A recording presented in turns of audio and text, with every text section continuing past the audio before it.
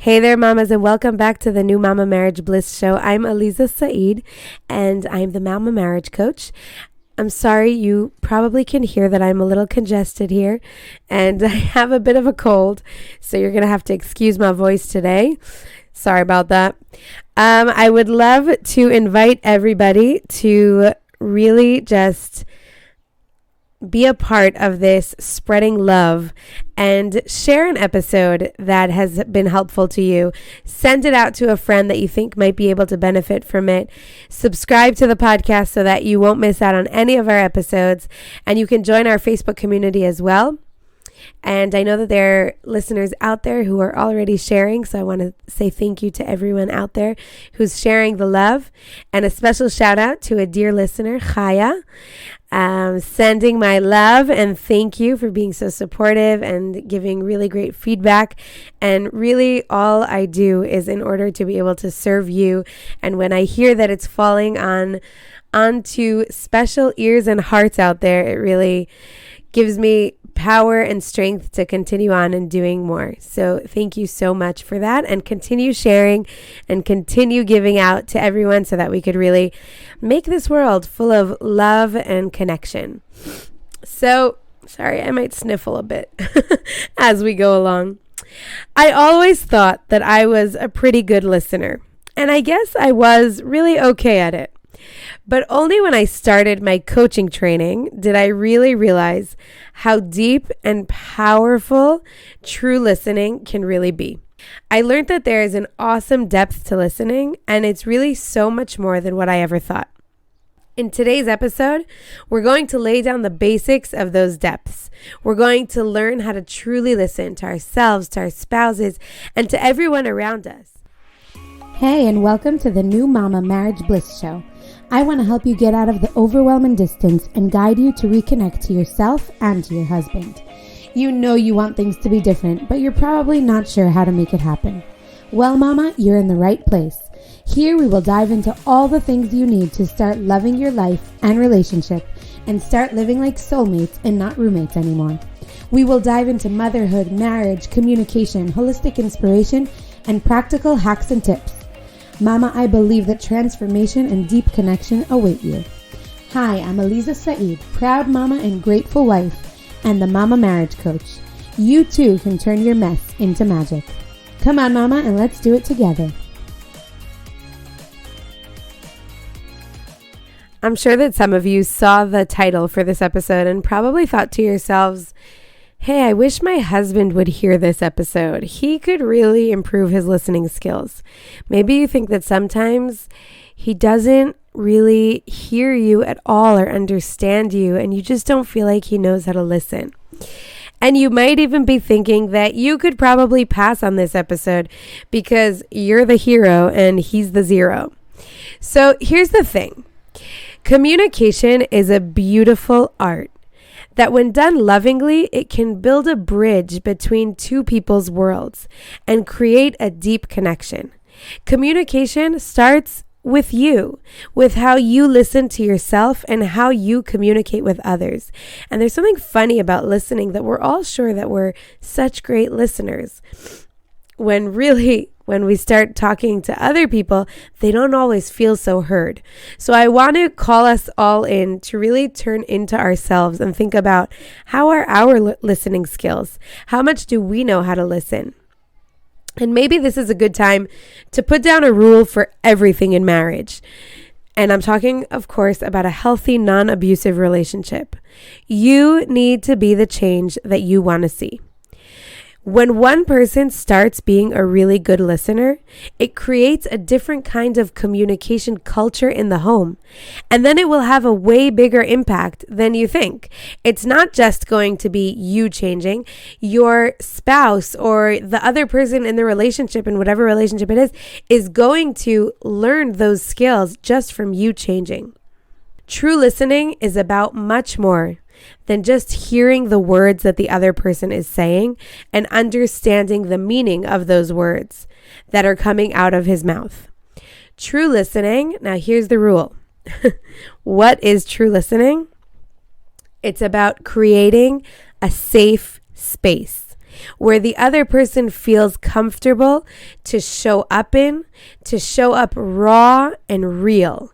It's not about just learning how to use your ears.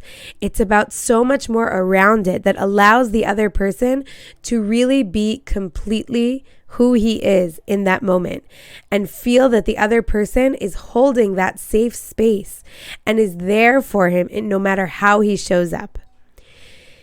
Now, to do this right, there are two big no's. There's no judgment allowed and no ego, but we'll get into it soon. In order to create that space, there needs to be so much done intentful. I like to think about everything that we do on a mind, body, and soul level, as you have probably heard me said already. So how do we listen with our mind? So the first thing we could ask ourselves is, where is my mind when I'm listening? Am I just waiting for the person to finish so that I could say what I want to say? Am I thinking about how I would have done things so differently than what they're saying? Am I thinking about, they should do it like that and not like that? Am I thinking about the advice that I want to give them? Is your mind so full of your own experience?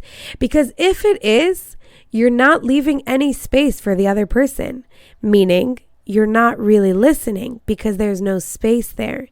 You might be hearing them, but you're not allowing yourself to leave the ego, to leave your own experience, to leave your own advice, to leave your own judgments, your own whatever it is, whatever you think you know is correct, and really try and understand the other person. Leave what you want to say and just be present with the other person. Body language is crucial. I asked my kids what they thought was important to talk about in this episode, and they had really great insights, actually. One of the things that they said was that you need to be looking at the person when they're talking to you so that they feel like you're listening to them. Now, it might sound a bit silly and basic, but I dare you to check yourself out this week. How many conversations are you really completely engaged in? Not looking at your phone, not putting dishes back at the same time, not picking up toys as you go. I mean an actual engaged conversation. Looking at the other person, leaning in to show that you are engaged and present and offering supporting energy. Our world today is so full of distractions. You want to hear a song on YouTube, you have to overcome the ad. You're walking through the supermarket to get milk and bread, and you have to go through all the things you're trying to avoid, such as the candy, the snacks. It's not surprising that ADD is so much more common today. It's as if we don't have space for just being present. So listening has really become kind of a lost art. We have to retrain ourselves to be completely present and not distracted. When you're talking to your husband or your kids, turn off the phone. And I'm telling this to myself here. Put all notifications on silent. The world will be okay. I promise. I actually today decided that I was going to unfollow many people so that I would just have less distractions, less notifications. I want to be present in listening to the world around me and listening to the people around me, which are so much more important than the notifications that are ringing on my phone. Body is also about paying attention to the other person's body language. What are they telling you with their body? Is it aligned with what they're saying? Is your husband saying he forgives you and everything is okay, but his arms are crossed and he's leaning away from you? You can learn so much from just body language. Listen in also to your body. As you're hearing the other person, are your muscles starting to tense up? Maybe you're starting to go back into defensiveness or ego-driven thoughts. Your body will be able to send you signs, and you'll be able to learn if you're completely engaged and selfless in that listening space, or if you're back into your mind and thinking about things by the signs that your body will send you. And the last one is soul. And listening is really about the ability to connect to another soul. Rabbi Shneur Zalman Miladi a great, great sage who wrote the book of the Tanya. He says how we are all souls with a body as a vessel. But when we strip down the ego and the judgment, we allow ourselves to connect to each other on a soul level. And when we're connecting just on a soul level, then there's no ego, there's no anger, there's no judgment. There's just connection and love. So until now, we spoke about what is pure listening. Pure listening is really creating a space.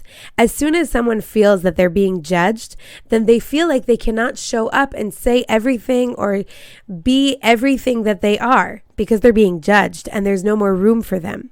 So the first part, as we said, is just about creating that safe space. And the second part of real listening is learning how to be an active listener, not just nod my head and say, okay, yeah, great, which is also important. But being an active listener is made of two main parts.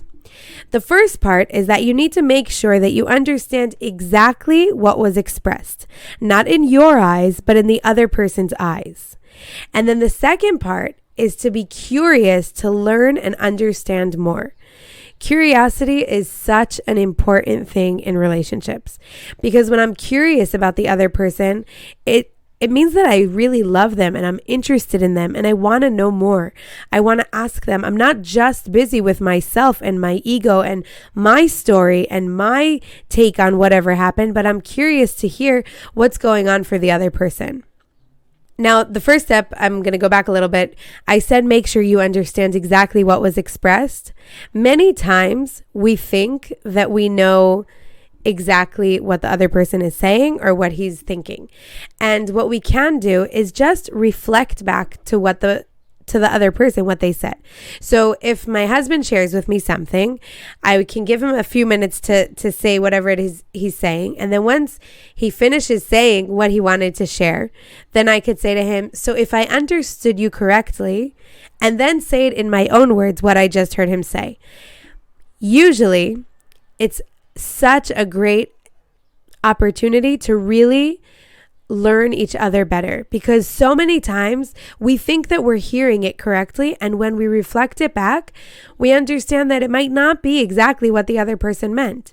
Maybe that wasn't the person's intention. So it's so important to know how to reflect it back.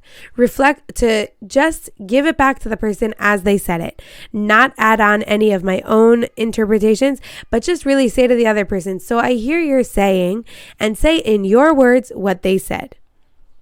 In order to be curious, you can ask open-ended questions. Ask the person further questions. Deepen what he's saying. Ask more about what's going on in a loving way, in an engaged way, not in a judgmental way. You're not having an interview here, but just really asking questions because you're curious to learn the other person. Like we spoke about love maps. In order to reach the other person's heart, you need to be curious about what's going on inside of him. So ask the questions, be curious, and learn and understand your partner more. It's important to understand also that listening is not consulting. If you want to offer advice or share your opinion, please ask the other person if it's desired.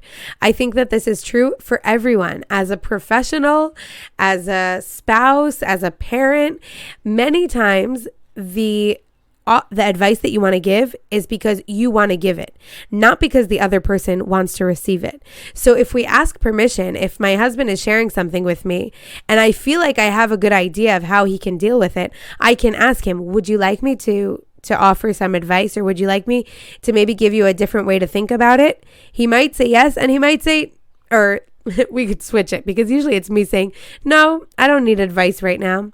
All I need is for you to just hold this space for me. And that's also fine. And then we have to take our ego and say, okay, there's no room for you here because I'm allowing the other person to take up all this space. So it's not about me sharing or me saying what I want to say or me sharing all the knowledge that I think that I might have. It's really about just creating that space and really understanding what the other person is going through. When we said that communication is a bridge between two worlds, when I'm listening, I'm going over the bridge. So I'm leaving myself and I'm really really trying to go into the other person's experience and understand what's going on. What is he feeling? Why did that happen to him? Why did that come up for him? And really understand how he's feeling. Sometimes the person might want advice, and sometimes the person might not want it at all. So just really allowing that space to be without making it too crowded with your own opinions or advice is going to allow him, when he is ready, to then want the advice or want whatever else it is that you want to share. Now, it's important for me to clarify, collaboration is great, right? We want to contribute our thoughts and our opinions, and there is enough space for us both. But it's also important to create that safe space where each person can completely be, just be. I would love for all of us to really be more aware and attuned to our to our listening abilities. How much are we really present with the other person?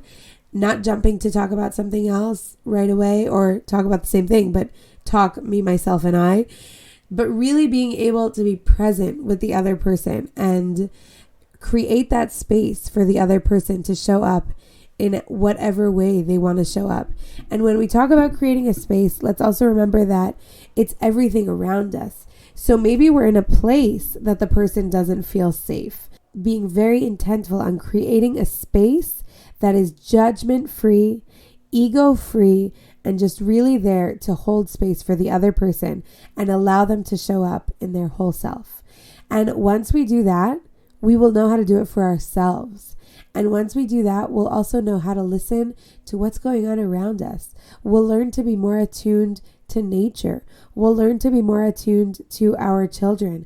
We'll learn to be more attuned to everything around us. And once we're more attuned with everything going on, then we're also able to connect more and to really live life in such a full and connected and empowered way.